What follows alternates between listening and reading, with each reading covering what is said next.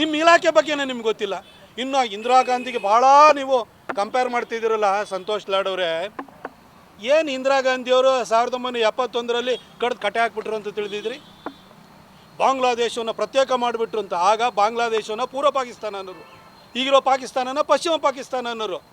ಅದಕ್ಕಿಂತ ಮೊದಲು ಬಾಂಗ್ಲಾದೇಶದಲ್ಲಿ, ಪೂರ್ವ ಪಾಕಿಸ್ತಾನದಲ್ಲಿ ಪಾಕಿಸ್ತಾನಿ ಆರ್ಮಿ ಏನಿದೆ ಅದು ಲಕ್ಷಾಂತರ ಜನ ಬಾಂಗ್ಲಾ ಮಹಿಳೆಯರನ್ನು ಅತ್ಯಾಚಾರ ಮಾಡಿತ್ತು, ದಬ್ಬಾಳಿಕೆಯನ್ನು ನಡೆಸ್ತಾ ಇತ್ತು. ಅದರ ವಿರುದ್ಧವಾಗಿ ಶೇಖ್ ಮುಜಿಬುರ್ ರೆಹಮಾನ್ ನೇತೃತ್ವದಲ್ಲಿ ಬಾಂಗ್ಲಾ ಮುಕ್ತಿ ವಾಹಿನಿ ಅಂತೇಳಿ ಇಡೀ ಬಾಂಗ್ಲಾದೇಶಗಳು ಒಟ್ಟಾಗಿ ನಿಂತ್ಕೊಂಡು ಆರ್ಮಿಯ ವಿರುದ್ಧ ನಿಂತಿದ್ದರು. ಆಗ ಭಾರತದ ಸೇನೆ, ಆಗ ಇಂದಿರಾ ಗಾಂಧಿಯವರು ಒಂದು ಗಟ್ಟಿ ನಿರ್ಧಾರವನ್ನು ತೆಗೆದುಕೊಂಡು ಬಾಂಗ್ಲಾವನ್ನು ಪ್ರತ್ಯೇಕ ಮಾಡಲಿಕ್ಕೆ ಹೊರಟರು. ಆಗ ಸಮಸ್ತ ಬಾಂಗ್ಲಾದೇಶಿಗರು ಜೊತೆ ನಿಂತಿದ್ದರಿಂದಾಗಿ ಪಾಕಿಸ್ತಾನವನ್ನು ಸೋಲಿಸ್ಲಿಕ್ಕೆ ಸಾಧ್ಯವಾಯಿತು. ನಮ್ಮ ಸೈನಿಕರು 93,000 ಪಾಕಿಸ್ತಾನಿ ಸೈನಿಕರನ್ನು ಒತ್ತಾಗಿ ತೆಗೆದುಕೊಂಡ್ರು. ಆದರೆ ಒತ್ತಾಗಿ ತೆಗೆದುಕೊಂಡ ನಂತರ ನಿಮ್ಮ ಇಂದಿರಾ ಗಾಂಧಿಯವರು ಮಾಡಿದ್ದೇನ್ರಿ?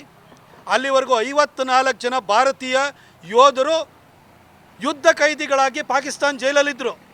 ಈ 93,000 ಜನನ ಬಿಟ್ಕೊಡೋ ಮೊದಲು ಆ 54 ಜನನ ಕಳಿಸ್ಬೇಕು ವಾಪಸ್ಸು ಅಂತ ಒಂದು ಕಂಡೀಷನ್ ಹಾಕ್ಲಿಕ್ಕಾಗಲಿಲ್ಲ ನಿಮ್ಮ ಇಂದಿರಾ ಗಾಂಧಿಗೆ. ಯುದ್ಧವನ್ನು ನಮ್ಮ ಸೈನಿಕರು ಗೆದ್ದರು, ಆದರೆ ಯುದ್ಧದ ಗೆಲುವನ್ನು ಹಾಳು ಮಾಡಿದ್ದು ನಿಮ್ಮ ಇಂದಿರಾ ಗಾಂಧಿ. 93,000 ಜನಕ್ಕೆ ಊಟ ಹಾಕಿ ವಾಪಸ್ಸು ಗೌರವಯುತವಾಗಿ ಕಳಿಸ್ಕೊಟ್ರು. 54 ಜನ ಯುದ್ಧ ಖೈದಿಗಳನ್ನು, ಭಾರತೀಯ ಯುದ್ಧ ಖೈದಿಗಳನ್ನ ವಾಪಸ್ ಕರ್ಕೊಬರೋಕ್ಕಾಗಲಿಲ್ಲ. ಆವತ್ತು 93,000 ಸೈನಿಕರನ್ನ ಬಿಡಬೇಕು ಅಂತೇಳಿ ಹೇಳಿದರೆ ನಿಮ್ಮ ಪಾಕ್ ಆಕ್ರಮಿತ ಕಾಶ್ಮೀರ ಏನಿದೆ ಅದರಿಂದ ಹೊರಗಡೆ ಹೋಗಬೇಕು ಅಂತೇಳಿ ಹೇಳಿ ಕಂಡೀಷನ್ ಹಾಕ್ಬೋದಿತ್ತು. ಆ ಕಂಡೀಷನ್ ಹಾಕುವಂಥ ಛಾತಿಯನ್ನು, ಎದೆಗಾರಿಕೆಯನ್ನು, ದಾಡಿಸಿತನನ್ನು ಇಂದಿರಾ ಗಾಂಧಿ ತೋರಲಿಲ್ಲ. ಅಷ್ಟು ಮಾತ್ರ ಅಲ್ಲ, ಈ ಕಡೆ ಪೂರ್ವ ಪಾಕಿಸ್ತಾನದ ಜೊತೆಗೆ ಪಶ್ಚಿಮ ಪಾಕಿಸ್ತಾನ ಅಂದರೆ ಈಗಿರೋ ಪಾಕಿಸ್ತಾನದ ಮೇಲೆ ನಮ್ಮ ಸೈನಿಕರು ಲಾಹೋರ್ವರೆಗೂ ಹೋಗಿದ್ರು. ಸುಮಾರು 15,000 ಸ್ಕ್ವೇರ್ ಕಿಲೋಮೀಟ್ರ್ ಒಳಗಡೆ ಹೋಗಿ ಕಬ್ಜಾ ಮಾಡಿದ್ರು. ಅದನ್ನು ಬಿಟ್ಕೊಟ್ಟು ಬಂದ್ರಿ, ಅದನ್ನು ಉಳಿಸ್ಕೊಳ್ಳಿಲ್ಲ. ಯಾವ ಇಂದಿರಾ ಗಾಂಧಿ ಬಗ್ಗೆ ಮಾತಾಡ್ತಾ ಇದ್ದೀರಿ? ಆದರೆ ನರೇಂದ್ರ ಮೋದಿಯವ್ರ ಬಗ್ಗೆ ಮಾತಾಡಬೇಕಾದ್ರೆ ಸ್ವಲ್ಪ ಇತಿಹಾಸದ ಜ್ಞಾನ ಇರಬೇಕು. ಇವತ್ತು ನರೇಂದ್ರ ಮೋದಿಯವರು ಪಾಕಿಸ್ತಾನದ 11 ಏರ್ಫೀಲ್ಡ್ಗಳನ್ನು ಇವತ್ತು ನಮ್ಮ ಸೈನಿಕರು ನಾಶ ಮಾಡಬೇಕಾದ್ರೆ ನರೇಂದ್ರ ಮೋದಿಯವರು ಎಂಥ ರಿಸ್ಕನ್ನು ತೊಗೊಂಡು ಎಂಥ ಎದೆಗಾರಿಕೆಯನ್ನು ತೋರಿದ್ದಾರೆ ಅಂತೇಳಿ ಹೇಳಿದರೆ, ಅವತ್ತು ಬಾಂಗ್ಲಾದೇಶದಲ್ಲಿ ಸಮಸ್ತ ಬಾಂಗ್ಲಾದೇಶಿ ಜನರು ನಮ್ಮ ಸೈನ್ಯದ ಪರವಾಗಿ ನಿಂತಿದ್ದರು, ಪಾಕಿಸ್ತಾನ ಸೈನ್ಯದ ವಿರುದ್ಧವಾಗಿದ್ದರು. ಆದರೆ ಇವತ್ತು ಪಾಕಿಸ್ತಾನದಲ್ಲಿ 24 ಕೋಟಿ ಮುಸಲ್ಮಾನರು ಪಾಕಿಸ್ತಾನಿ ಸೈನಿಕರ ವಿರುದ್ಧ ಇದ್ದಾರೆ. ಅಲ್ಲಿ ನಮ್ಮವ್ರು ಹೋಗಿ 11 ಏರ್ಫೀಲ್ಡ್ಗಳನ್ನ ಹೊಡೆದಾಕಿದ್ದಾರೆ. ಅವರ ನ್ಯೂಕ್ಲಿಯರ್ ಇನ್ಸ್ಟಾಲೇಷನ್ ಮೇಲೆ ದಾಳಿಯಾಗಿದೆ.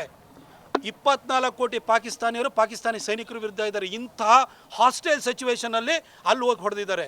ಅಷ್ಟು ಮಾತ್ರ ಅಲ್ಲ, ಭಾರತದಲ್ಲಿ ಇನ್ನೂ 25 ಕೋಟಿ ಮುಸಲ್ಮಾನರಿದ್ದಾರೆ.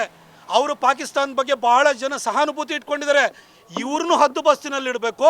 ಅಲ್ಲಿ 24 ಕೋಟಿ ಪಾಕಿಸ್ತಾನಿಯರ ಬೆಂಬಲವನ್ನು ಪಡ್ಕೊಂಡಿರೋಂಥ ಪಾಕಿಸ್ತಾನಿ ಆರ್ಮಿಯನ್ನು ಮಟ್ಟ ಹಾಕಬೇಕು. ಇಂತಹ ಒಂದು ಪರಿಸ್ಥಿತಿಯಲ್ಲಿ ಕೆಲಸ ಮಾಡ್ತಾ ಇದ್ದಾರೆ ಮೋದಿಯವರು. ಇವ್ರ ಬಗ್ಗೆ ನಾನೇ ಸುಪ್ರೀಂ ಆಗಿ ಗುರುತಿಸ್ತಾ ಇದ್ದೀನಿ. ಮೋದಿಯವ್ರ ಬಗ್ಗೆ ಪ್ರಶ್ನೆ ಏನು, ಮೋದಿಯವರ ಒಂದು ಶಕ್ತಿಯ ಬಗ್ಗೆ ಪ್ರಶ್ನೆ ಮಾಡ್ತಿರಲ್ಲ ಸಂತೋಷ್ ಲಾಡ್, ಕನಿಷ್ಠ ಪರಿಜ್ಞಾನ ಇಟ್ಕೊಂಡು ಮಾತಾಡ್ರಿ.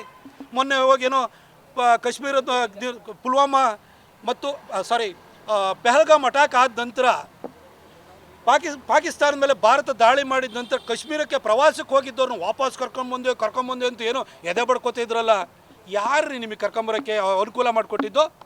ಅವತ್ತು ನಮ್ಮ ಭಾರತ ಸರ್ಕಾರ, ಮೋದಿಯವರ ಸರ್ಕಾರ ಅನುಕೂಲ ಮಾಡಲಿಲ್ಲ ಅಂದರೆ ನೀವೇ ಹೋಗೋಕ್ಕಾಗ್ತಿರ್ಲಿಲ್ಲ ರೀ. ಅವ್ರನ್ನೇನೋ ಕರ್ಕೊಂಬಂದ್ಬಿಟ್ಟೆ, ಇಲ್ಲಿಂದ ಫ್ಲೈಟಲ್ಲಿ ಹೋದೆ ಕರ್ಕೊಂಬಂದ್ಬಿಟ್ಟೆ, ನಾನು ತಂದೆ ಅಂತ ಹೇಳ್ತಿರಲ್ಲ. ಅಲ್ಲಿ ಕರ್ಕೊಂಬರ್ಲಿಕ್ಕೆ ವ್ಯವಸ್ಥೆ ಮಾಡಿಕೊಟ್ಟಿದ್ದು ಮೋದಿಯವರು.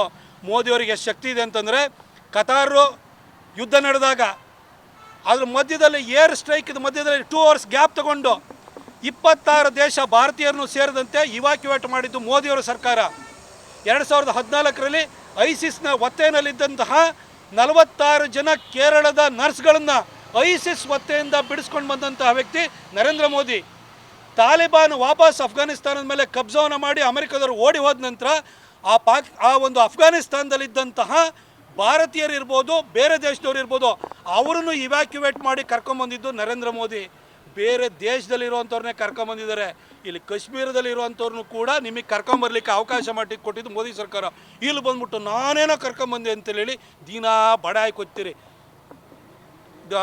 ಸಂತೋಷ್ ಲಾಡ್ ಅವರೇ, ನೀವು ಯಾವ ಮೇಧಾವಿನೂ ಅಲ್ಲ. ಪ್ರತಿನಿತ್ಯನೂ ಕೂಡ ಅನಿಷ್ಟಕ್ಕೆಲ್ಲ ಶನೇಶ್ವರ ಕಾರಣ ಅಂತೇಳಿ ಹೇಳ್ಬಿಟ್ಟು ನಿಮ್ಮ ಅನಿಷ್ಟಕ್ಕೆಲ್ಲ ಮೋದಿ ಕಾರಣ ಅಂತ ದಿನಾ ಬೈಕೊಂಡಿದ್ದೀರಿ. ಇಷ್ಟು ಬಿಟ್ಟರೆ ನಿಮ್ದು ಏನೂ ಇಲ್ಲ. ನನಗೆ ಭಾಳ ಬೇಸರ ಸಂಗತಿ ಅಂತಂದರೆ, ಒಂದು ಮರಾಠ ಸಮುದಾಯಕ್ಕೆ ಸೇರಿದಂಥ ವ್ಯಕ್ತಿಯಾಗಿ ಅಫ್ಜಲ್ ಖಾನ್ ಥರ ಪ್ರತಿನಿತ್ಯ ಮಾತಾಡ್ತಿರಲ್ಲ, ಆ ಸಮುದಾಯಕ್ಕೆ ನೀವು ಮಾಡ್ತಾ ಇರುವಂಥ ಅವಮಾನ ಅಂತ ಹೇಳಲಿಕ್ಕೆ ಬಯಸ್ತೀನಿ.